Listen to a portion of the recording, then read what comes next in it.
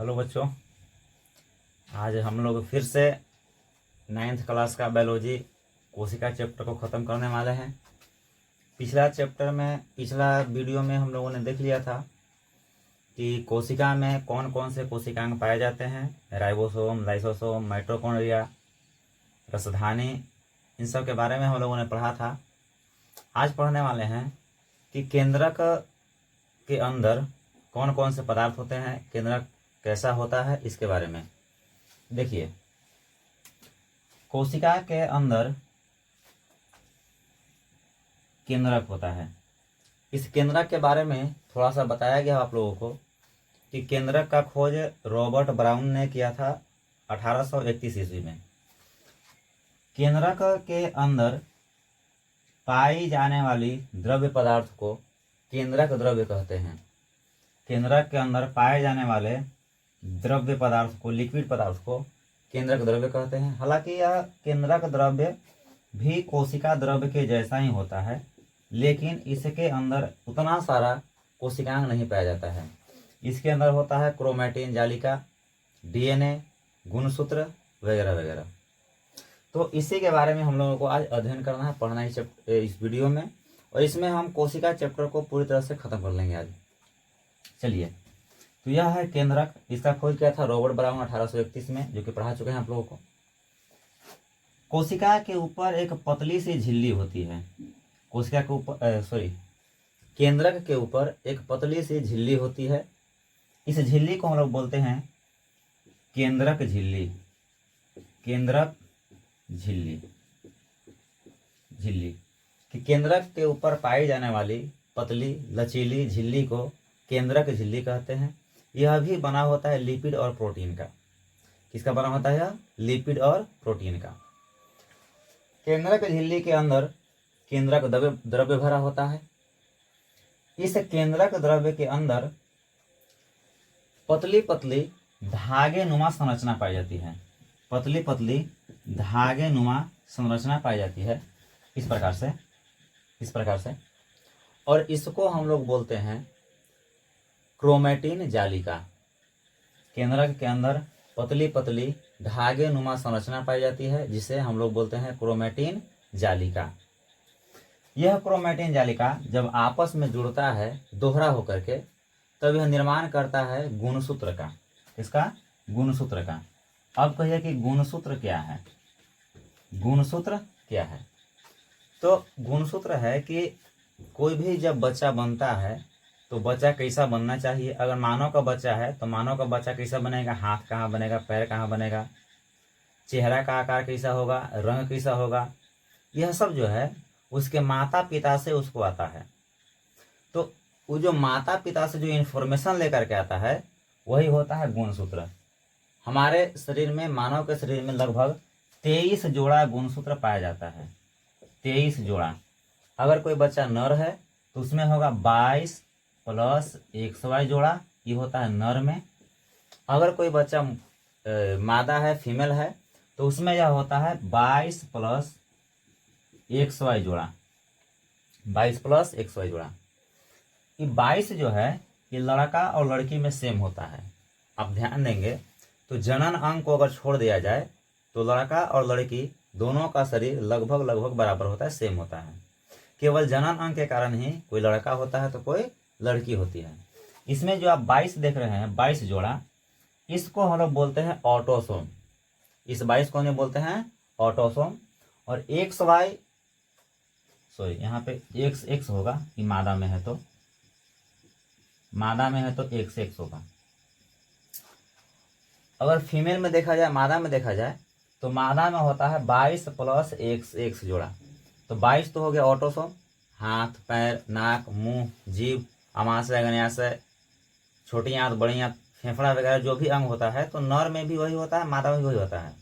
लेकिन यह जो है XY और यह जो है XX, इसके कारण लिंग जो है बदल जाता है। XY के कारण कोई लड़का हो जाता है, XX के कारण कोई लड़की हो जाती है। तो नर में पाया जाता है 22 प्लस XY जोड़ा गुणसूत्र, मादा में पाया जाता है 22 प्लस XX जोड़ा गुणसूत्र।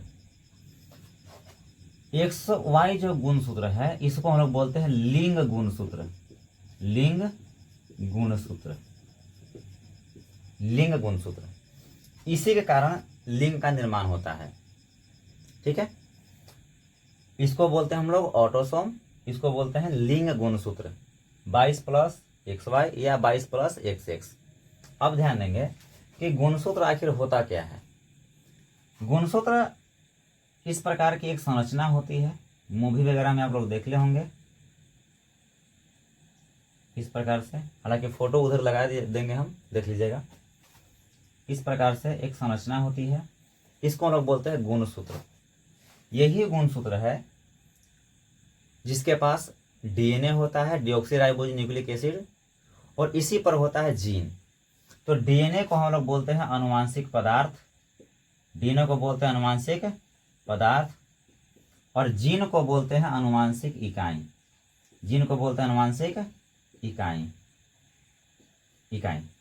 डीएनए को बोलते हैं अनुवांशिक पदार्थ, जो कि कॉम्पिटेटिव से लेकर के 12वीं 10वीं 9वीं एग्जाम में पूछा जाता है कि अनुवांशिक पदार्थ किसे कहते हैं। तो अनुवांशिक पदार्थ बोलते हैं डीएनए को, और अनुवांशिक इकाई बोलते हैं जीन को।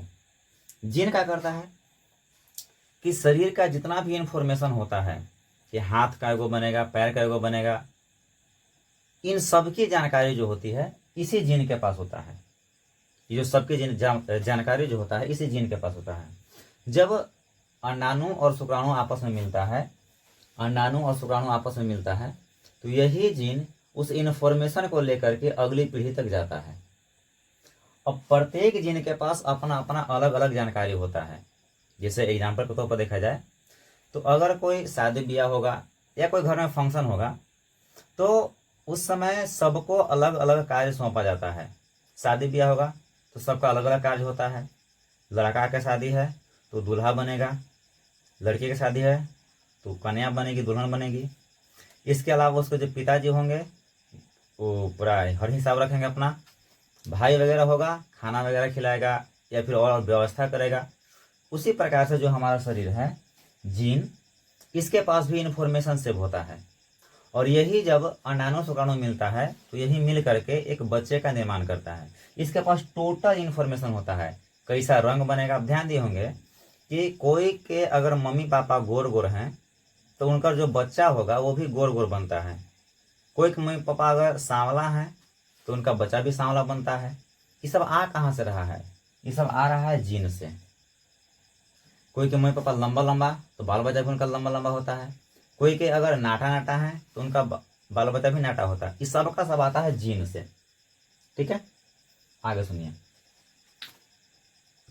इस केंद्रक के अंदर इस प्रकार से कुछ दानेदार संरचना पाई जाती है। इस केंद्रक के अंदर इस प्रकार से कुछ गोलाकार दानेदार संरचना पाई जाती है। इसको हम लोग बोलते हैं केंद्रिका। इस केंद्रक के अंदर कुछ गोलाकार दानेदार संरचना पाई जाती है जिसे हम लोग बोलते हैं केंद्रिका। केंद्रिका करता क्या है कि यह प्रोटीन और जो आपका ये क्या उसको बोलते हैं, राइबोसोम, यह राइबोसोम का संश्लेषण करता है। आप लोग पढ़ाए थे पिछला वीडियो में कि राइबोसोम प्रोटीन का संश्लेषण करता है, लेकिन राइबोसोम का संश्लेषण कौन करता है? तो राइबोसोम का संश्लेषण यही केंद्रिका करता है। न्यूक्लियोस इसको अंग्रेजी में बोलते हैं, न्यूक्लियोस। केंद्र को न्यूक्लियस, इसको न्यूक्लियोस। ठीक है, आगे चलते हैं। डीएनए का भी यहाँ पे आरएनए का भी संश्लेषण होता है। आरएनए, इसका पूरा नाम होता है ribose nucleic acid. Ribose nucleic acid. तो अभी हम लोगों ने देखा कि केंद्रक की कोशिका के बीच में गोलाकार संरचना पाई जाती है जिसे हम लोग केंद्रक बोलते हैं। केंद्रक के ऊपर पाई जाने वाली झिल्ली को केंद्रक झिल्ली कहते हैं। केंद्रक के अंदर पाए जाने वाले द्रव्य पदार्थ को, तरल पदार्थ को केंद्रक द्रव्य कहते हैं। केंद्रक के अंदर पतला पतला धागे नुमा संरचना होती है जिसे क्रोमैटिन जालिका कहते हैं। यह क्रोमैटिन जालिका आपस में जुड़ करके इस गुणसूत्र का निर्माण करता है। गुणसूत्र के अंदर जीन होता है, डीएनए होता है। जीन को हम लोग बोलते हैं अनुवांशिक इकाई, डीएनए को बोलते हैं अनुवांशिक पदार्थ। इसके अंदर दानेदार संरचना होती है जिसको हम बोलते हैं न्यूक्लियोस। केंद्रिका, केंद्रिका किसका निर्माण करता है? तो राइबोसोम का निर्माण करता है। और साथ ही साथ यह RNA का भी संश्लेषण करता है। RNA समझो कि ये DNA का मौसेरा भाई है दोनों। RNA का पूरा नाम होता है ribose nucleic acid. Ribose nucleic acid. DNA एक होता है, DNA का पूरा नाम होता है deoxy ribose nucleic acid. DNA का पूरा नाम डिऑक्सी राइबोज न्यूक्लिक एसिड। यहाँ तक क्लियर है। अब हम लोग आगे देखने वाले हैं कि ये जो गुणसूत्र है ये ऐसा होता है। अगर इसको हम लोग खोल दें तो खोलने के बाद ये कुछ इस प्रकार से बनता है। थोड़ा सा साफ कर लेते हैं। इसको खोलने के बाद यह इस प्रकार से कुछ स्ट्रक्चर बनता है।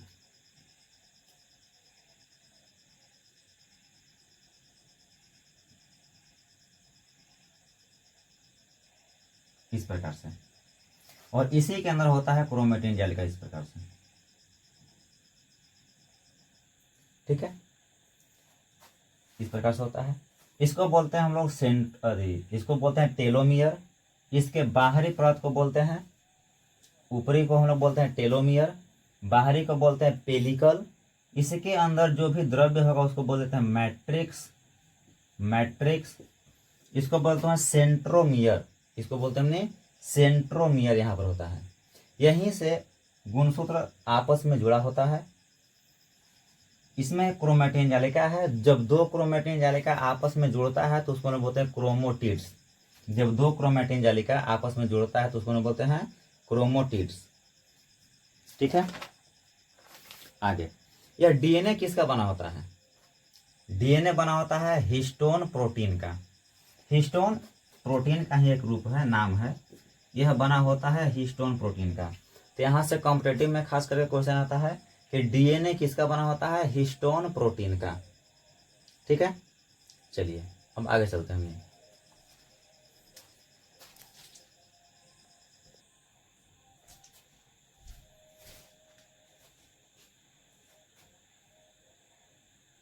आगे चलते हैं।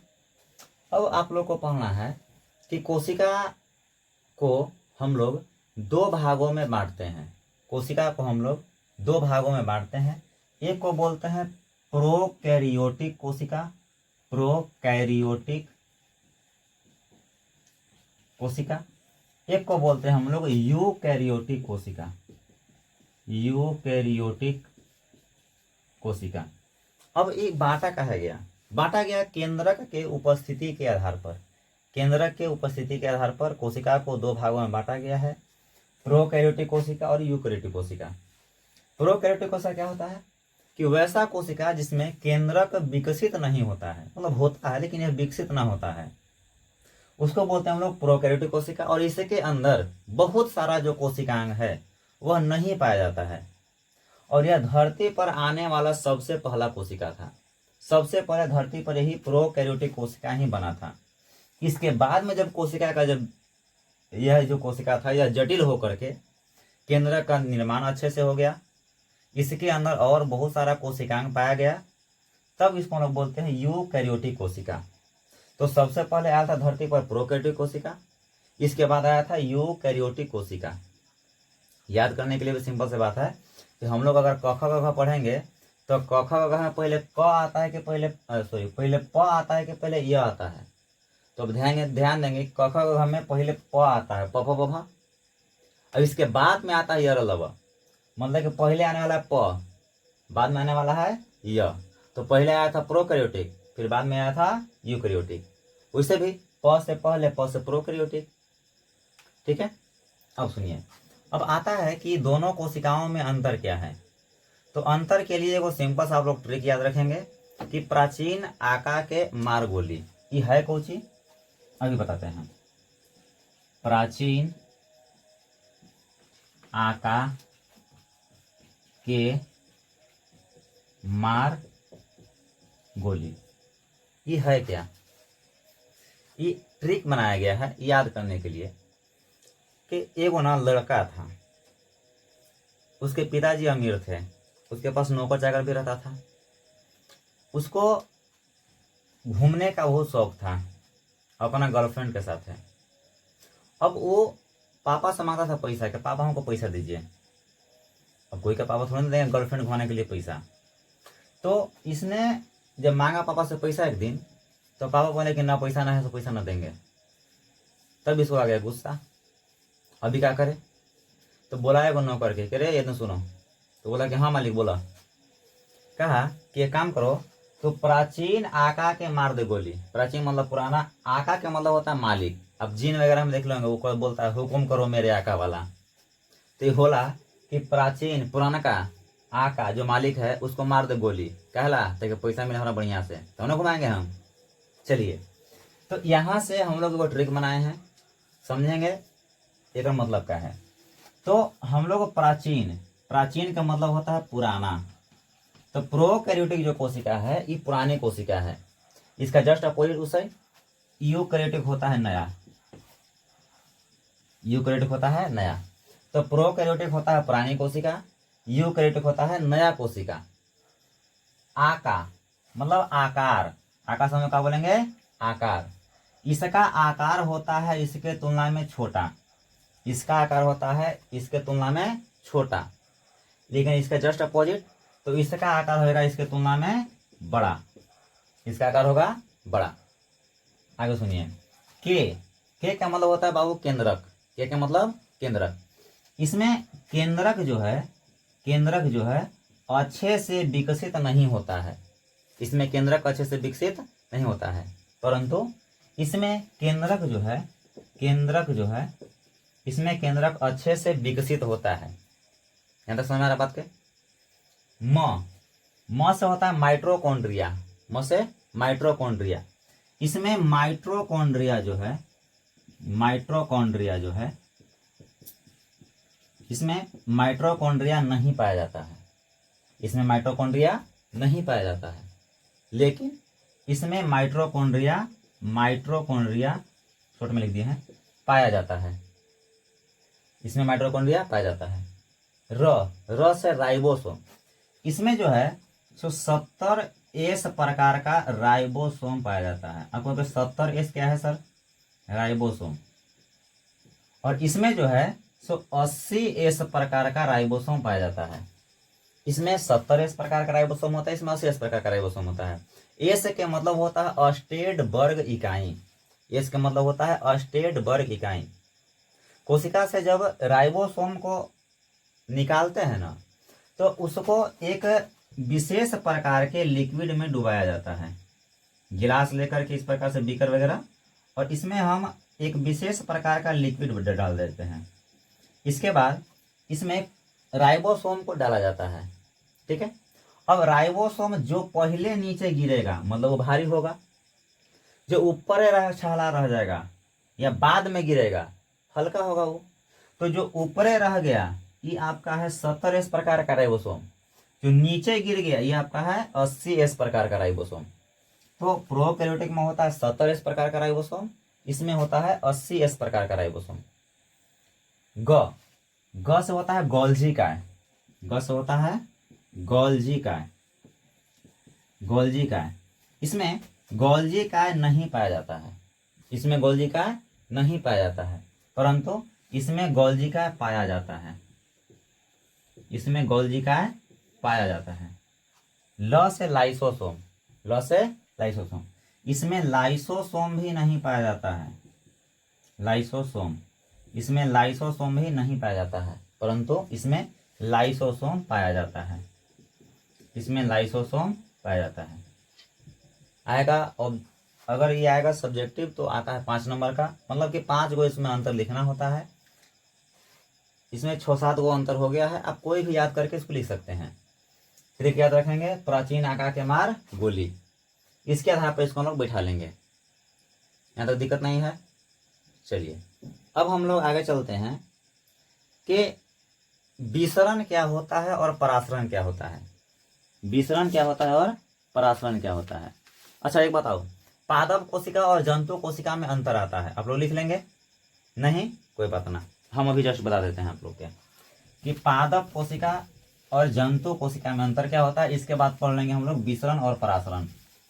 विसरण और परासरण पढ़ने के बाद हमारा जो चैप्टर है ये खत्म हो जाएगा। इसके बाद फिर हम चलेंगे उत्तक टिश्यू के बारे में।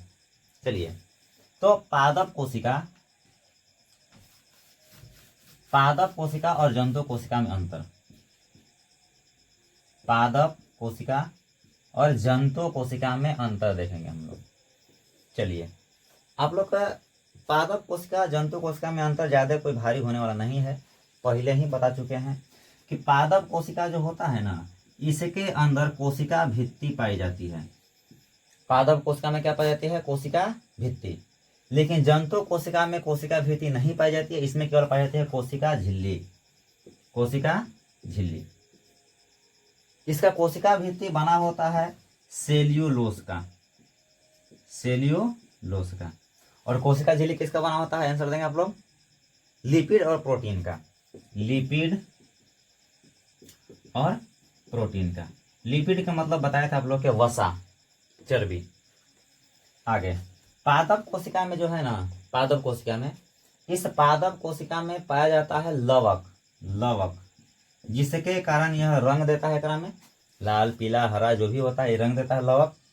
लेकिन जंतु कोशिका में किसी भी प्रकार का रंग नहीं पाया जाता है, इसमें किसी भी प्रकार का लवक नहीं पाया जाता है।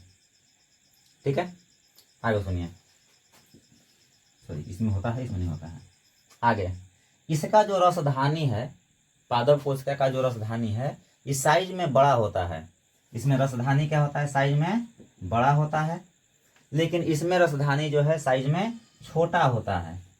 अब रसधानी जब बड़ा है तो संख्या, सिंपल सी बात है, कम हो गई। तो इसमें रसधानी की संख्या कम होती है, लेकिन इसमें रसधानी की संख्या अधिक होती है, अधिक होती है। 5 हो गया, 1 2 3 4 5।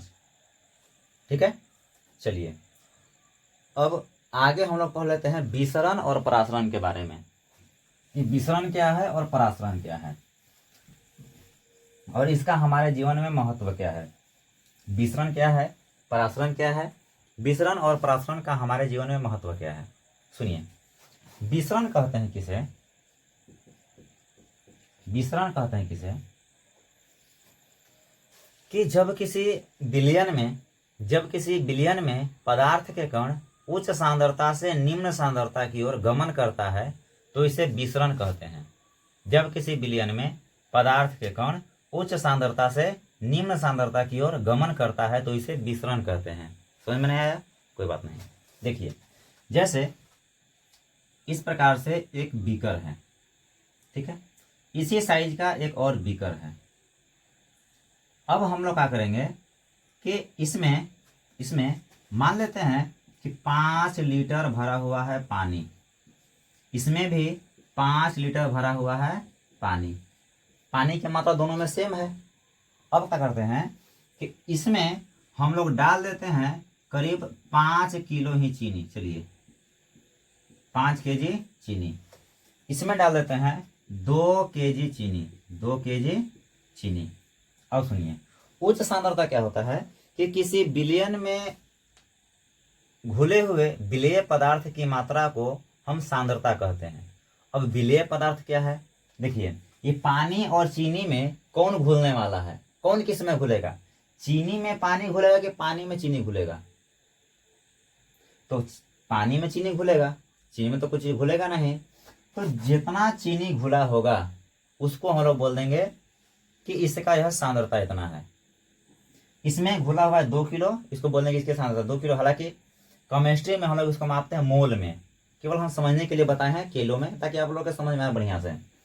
अब इसमें हम लोग घोल देंगे 5 लीटर पानी और 5 किलो चीनी। अब इसको घोल देंगे बढ़िया से हम लोग। इसमें भी घोल देंगे 5 लीटर पानी और 2 केजी चीनी। अब क्या करेंगे कि दोनों को एक नली से जोड़ देंगे। इस प्रकार से दोनों को एक इस प्रकार से नली से हम लोग जोड़ देंगे। इसके बाद क्या होगा कि धीरे धीरे यहाँ से जो भी चीनी की जो मात्रा होगा ना, ये धीरे धीरे इसके अंदर चला जाएगा। और एक समय ऐसा आएगा कि इसमें भी देखेंगे ध्यान से, तो 5 और 2 7 किलो, मतलब कि इसमें भी 3.5 किलो चीनी होगा और इसमें भी 3.5 किलो चीनी होगा। अब सुनिए, तो उच्च सांद्रता से निम्न सांद्रता की ओर पदार्थ के कण चला गया। जी सर, तो इसी को हम लोग बोलते हैं विसरण। परिभाषा एक बार फिर सुन लीजिए कि जब किसी विलयन में पदार्थ के कण उच्च सांद्रता से निम्न सांद्रता की ओर गमन करता है तो इसे विसरण कहते हैं। अब रियल लाइफ में कहाँ होता है ये? रियल लाइफ में होता है कि आप ध्यान दिए होंगे कि जब कभी हम लोग छुहिड़ा को डालते हैं पानी में फूलने के लिए, तो जब फूल जाता है छुहिड़ा तो आप ध्यान देंगे कि जो पानी होता है उसका पानी पीला में मीठा लगता है। तो भैया रे, वो पानी में मीठा पदार्थ आया कहाँ से? वो पानी में मीठा पदार्थ आया कहाँ से? तो वही जो छुहिड़ा डाले होंगे ना हम इसमें, तो इसी के अंदर का जो चीनी है चल गया पानी में और पानी चल गया ये छुहिड़ा में।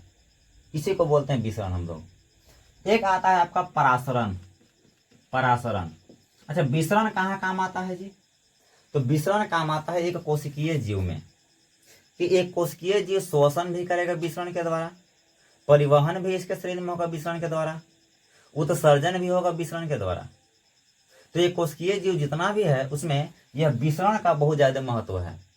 अच्छा, पेड़ पौधा में गैसों का जो आदान प्रदान होता है, पेड़ पौधा आपको पता होगा कि प्रकाश संश्लेषण करने के लिए पेड़ पौधा कार्बन डाइऑक्साइड गैस को लेता है, ऑक्सीजन को निकाल देता है। तो इसमें भी जो गैस का आदान प्रदान हो रहा है ये होता है विसरण के द्वारा। आगे सुनिए परासरण क्या है।